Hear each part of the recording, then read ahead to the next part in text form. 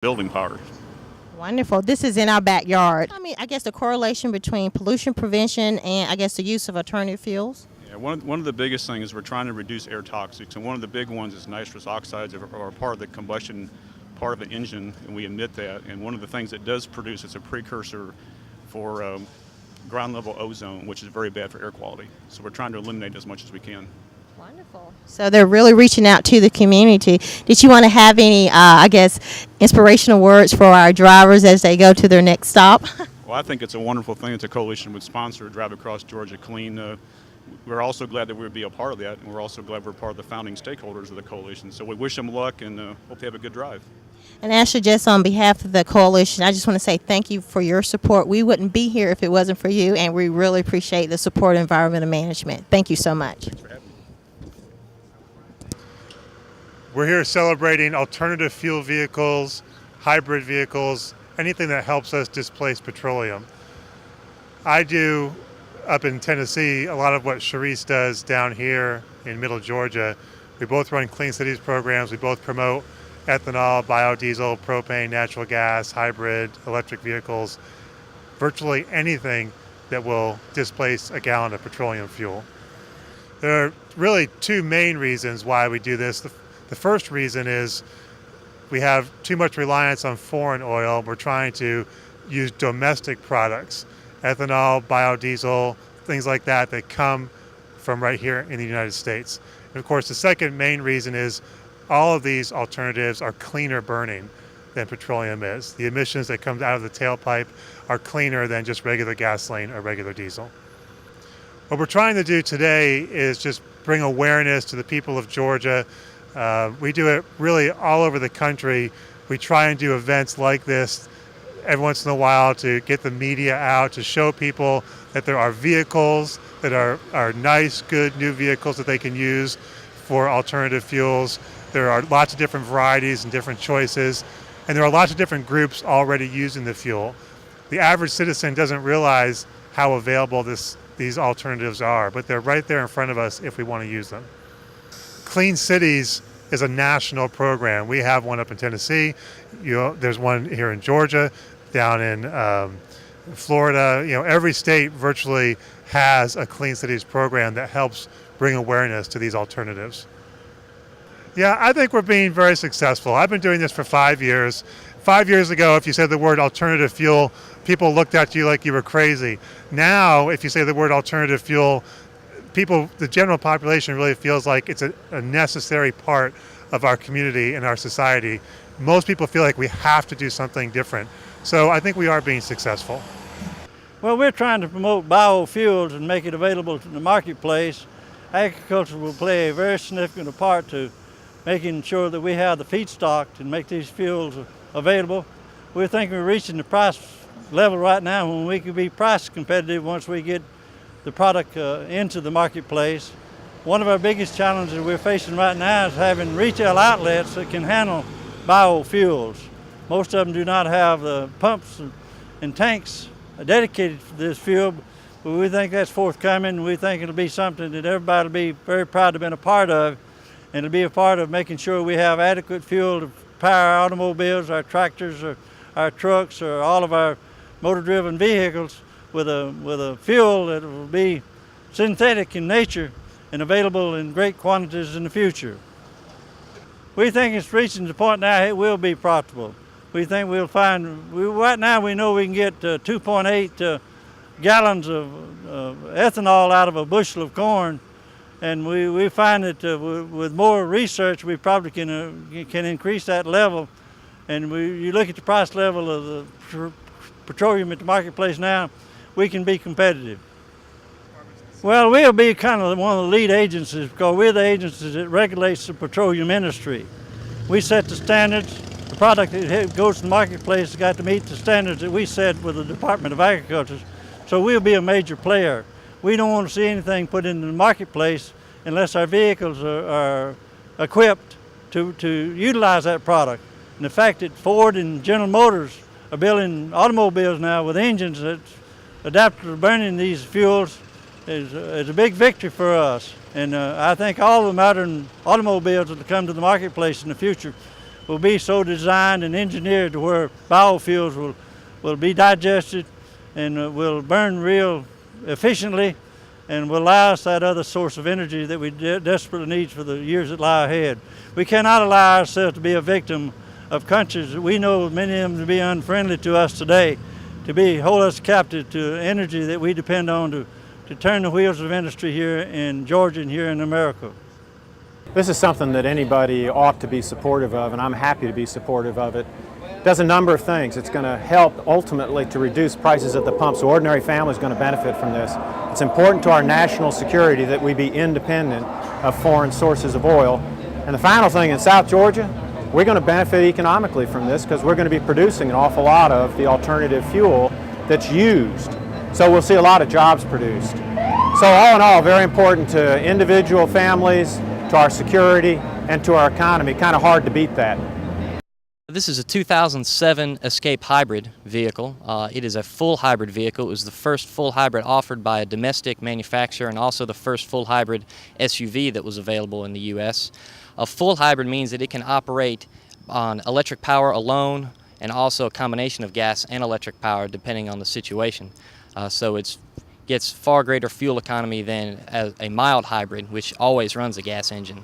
You can pull up to a stoplight in this one and the engine will completely shut off and you'll be operating just on electric power. And we've seen the market grow just even the last 2 years that this vehicle's been available. We sold a couple last year and I think we've already sold 8 or 9 this year, and they've been in much greater demand than they were previously, especially with higher gas prices coming in now. And Ford has always been a company of innovation, and this is one way that they've innovated into the U.S. market, coming out with this technology. This is sold, all over the country. It's very, very popular, obviously in California, for good reasons. Very high gas prices out there. You'll find typically the larger the city it's around, the more popular they'll become. It actually gets better fuel mileage on the city than it does in the highway. Because when you're on the highway, it does need the gasoline engine, to keep the speed up. But if you do a lot of around town driving, like if you were to drive around here downtown Macon, a lot of stop and go traffic, it'll use the electric engine far more. The price is a little more expensive than a conventional Escape would be. As technology becomes more used in the market and becomes more available, obviously the price will go down. But with it being a relatively new technology, it does carry a little bit of a premium, anywhere from about $2,500 to $3,000 more. Of course, you get the savings from, say, fuel economy, and there's also tax savings that are available too. Green is defined as a color. It can be the color of emeralds or foliage or grass.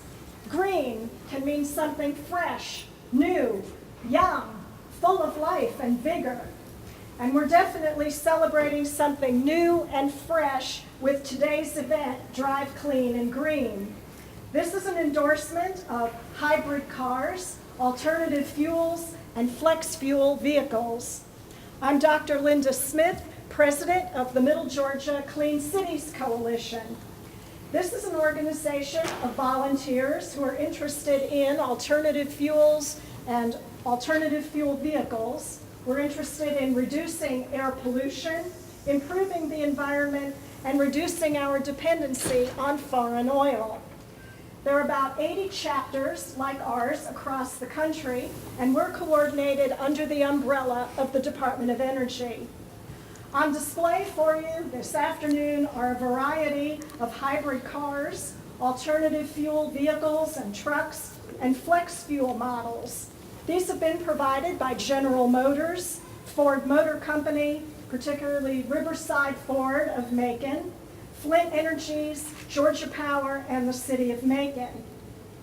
This group of vehicles caravanned down I-75 this morning to promote alternative fuels and renewable fuel resources. And several of the fuels are Georgia homegrown products. Either the biodiesel or the ethanol are all from agricultural-based products. We started in Atlanta and then stopped in Macon, and now we're here in Tifton to kick off the Southeastern Bioenergy Conference that begins tomorrow.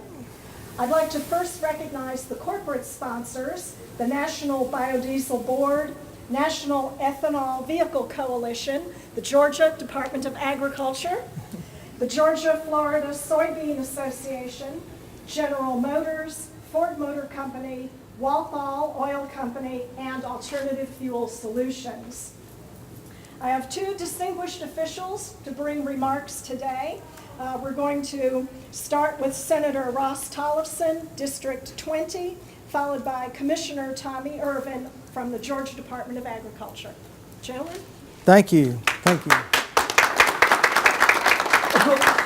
Thank you, and it is good to be with you today. This is an exciting time, kicking off the conference tomorrow here in Tifton, the Bioenergy Conference. We've been working real hard in the Senate, as the House has. I chair Natural Resource in the Senate, and we've been extremely engaged in the alternative fuels industry and trying to see what's real and what's not, trying to be a help and not a hindrance. When you look at these vehicles that are out here today, it is exciting because 20 years ago you would have talked about alternative energy in a crisis when oil was $40 or $50 or $60 a barrel, but yet there wouldn't have been a vehicle sitting outside that really could use that energy and burn that energy, and then I can go to buy today off the shelf on the lot and load it with E85 or our biodiesels and actually make an impact for this country, which is so greatly in need of its own energy sources. We're challenged by the ability to drill for oil, drill for natural gases, create other energy sources. So for us to be able to take products like farm products and forestry products and turn them into energy is extremely exciting. We know that there are a lot of hurdles to go yet. We know that we have a lot of work to do, but we are on board. We're excited about it. I think it brings great economic opportunity to rural Georgia, which definitely can use a shot in the arm. We have our cycles in the agriculture, and the economic cycles are pretty tough. Now this is going to give us another source to use our agricultural products and our forestry products. We have a declining paper industry now as far as using the wood fibers in the state of Georgia. We need to come online with an alternative use for our wood fibers. And we're not that far away. As you see a green pickup truck out here that has ethanol in it that's derived from wood fibers. That's very exciting. I grew up in the timber industry, and it's real exciting to me to see a pickup truck that is fueled by partially pine products of Georgia. So we are excited about that. We're excited about the future. We're excited about the Bioenergy Conference tomorrow because I think you're going to hear a lot of good information and help us go down some roads we need to go down, understand how we're going to be a help and not a hindrance as government. Jill Stuckey with GFA that's here today has been working extremely hard nonstop on trying to make sure that we streamline.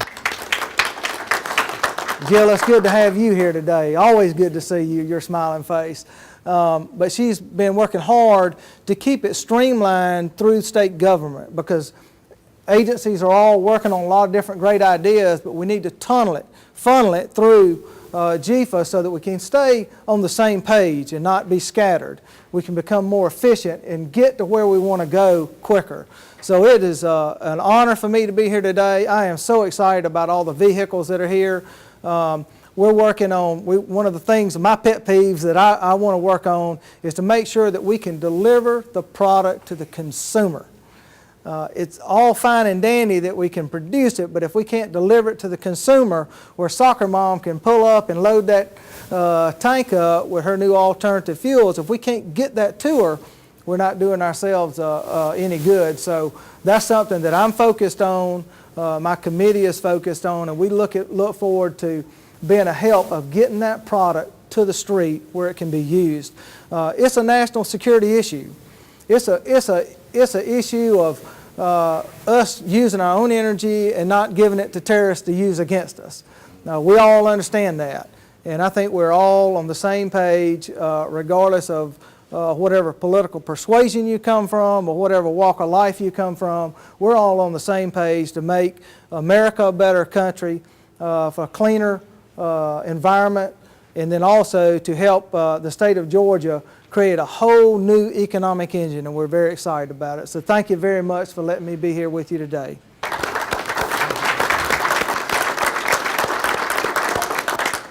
Senator Dawson, I had the opportunity to join the group earlier this morning there on the Capitol steps and kicked off a tour that's been very productive.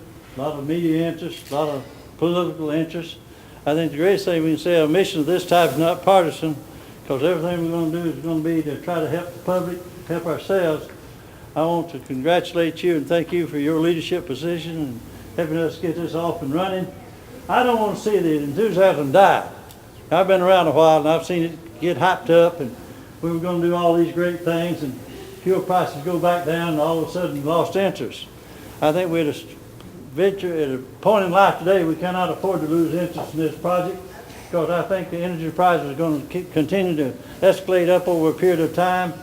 I think if we'll fund research at the University of Georgia, at Georgia Tech and other research stations throughout our state, we can bring alternative fuels on the market and be competitive. That's what it's going to take, and that's what we got to have a great major mission to do. So I'm very interested in seeing it happen. As I mentioned to the other two stops, a lot of people don't realize, but once the product is ready for market, it has to go through a screening process of our department for regulatory approval. And we're getting ourselves in shape to be able to do it in great volume. We want to bring quality product to the marketplace. We want the engines that are now being engineered to burn this product to have a good experience with it. I know in past years we had some flaws in the system. Some people had some malfunctions and all of a sudden their interest died. We can't allow that to happen either, because I think that today we have the knowledge to know how to bring the product to marketplace and to bring a quality product. So I'm just delighted to be here. I'm looking forward to being with you at your conference in the morning. And all I can say is the group I've been with today, we've had a good time. We think we've brought some new interest to it.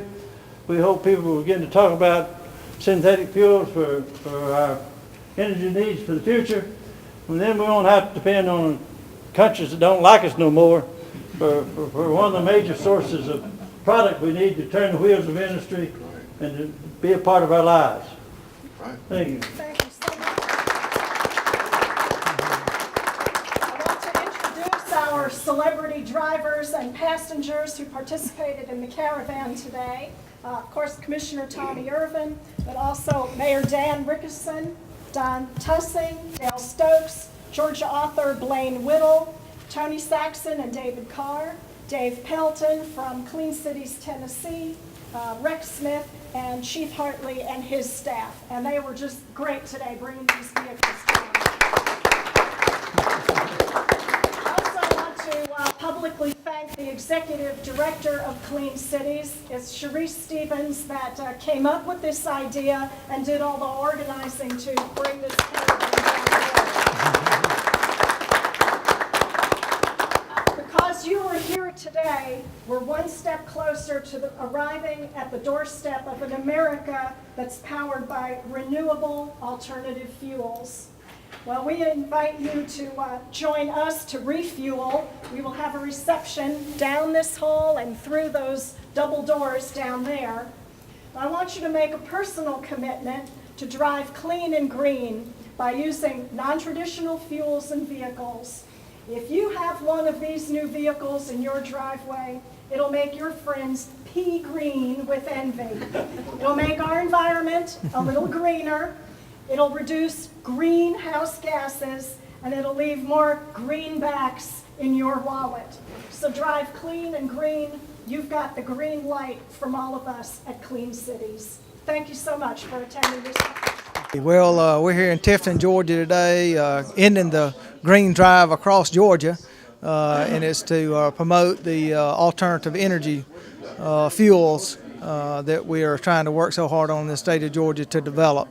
We feel like the state of Georgia has a great opportunity to be a solution to some of the energy crisis, and using farm products, forestry products to create ethanol, biodiesels. We feel like we can help reduce our dependence on foreign oil and yet return value to the farmers and foresters here in the state of Georgia and create a whole new industry for rural Georgia.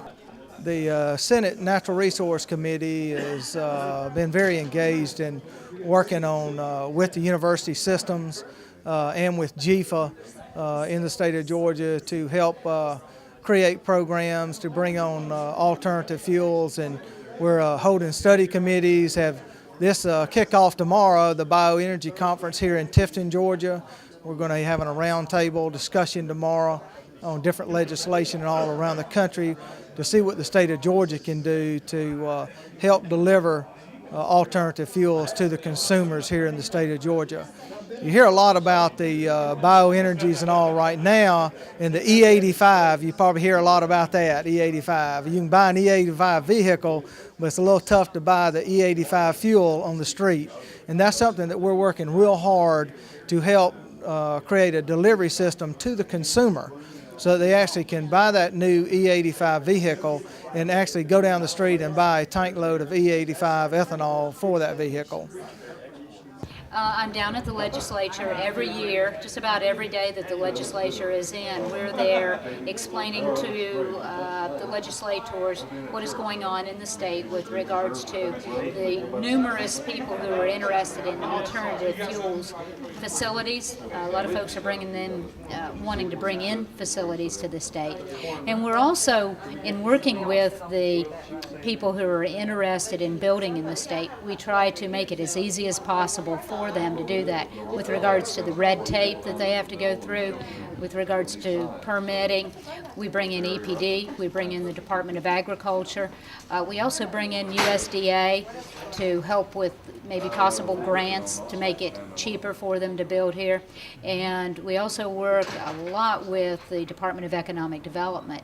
So we're trying to lure people to the state, since we have so many great resources here in Georgia, to make alternative fuels. We have so many natural resources here in Georgia. We can make fuels out of the traditional white corn. We can make ethanol that way. We're also working with Georgia Tech and UGA. They're developing an enzyme that will break small stem pine down into ethanol. So that's very exciting. We're working on that.